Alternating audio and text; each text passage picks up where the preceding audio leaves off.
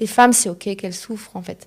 Et quand j'en ai parlé sur les réseaux, c'est vrai que j'ai eu pas mal de femmes en colère de l'autre côté qui étaient « Mais comment c'est possible que j'en entends parler que par toi? Oui. Comment c'est possible que les experts n'en parlent pas ?»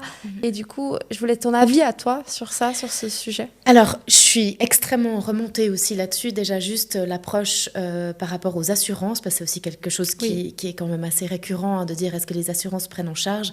Alors, c'est très aléatoire. Chaque assurance va prendre ou pas, mais très souvent, on ne parle pas de diastase, on ne prend pas en considération la diastase.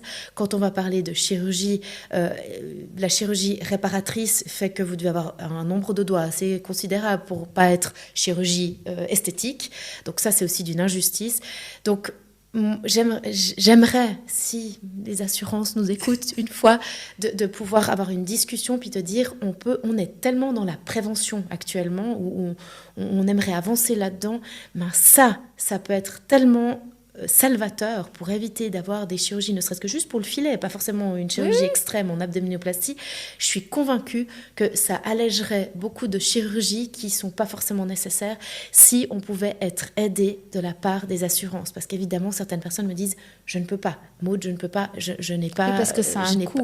C'est un coût, exactement. Et malheureusement, pourquoi on ne prend pas exemple? Parce que c'est la clé, c'est la solution en fait.